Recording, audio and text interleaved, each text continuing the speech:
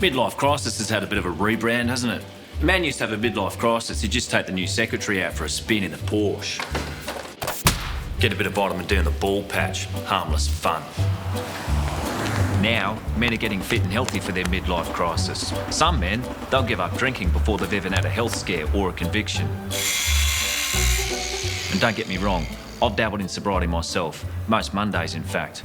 But I was brought up at a time when alcoholics were referred to as characters. We were taught to disrespect quitters.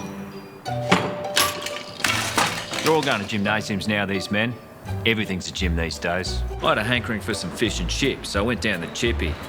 Nah, a couple of number-state perverts have converted that into a yoga and pilot studio.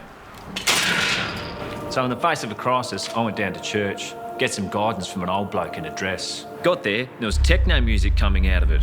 I thought, that is quite a modern sermon going on in there. Nah, it's not a church anymore. Now it's just a heritage-listed F45. People lifting up heavy shit and putting it back in the same spot, doing classes called combat with a K.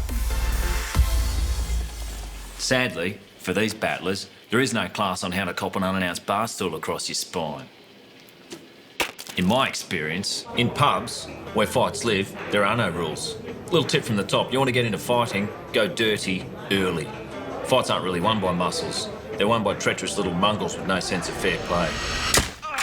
Bloke at work wanted to fight me recently, and he's ripped his own shirt off in the lead-up, which is somehow an acceptable preamble to a fight now.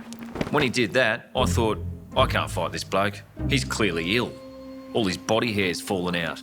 But then I remembered, some men do that to themselves voluntarily, and it was on. In the end, though, he was very underprepared for this fight. I towed him up.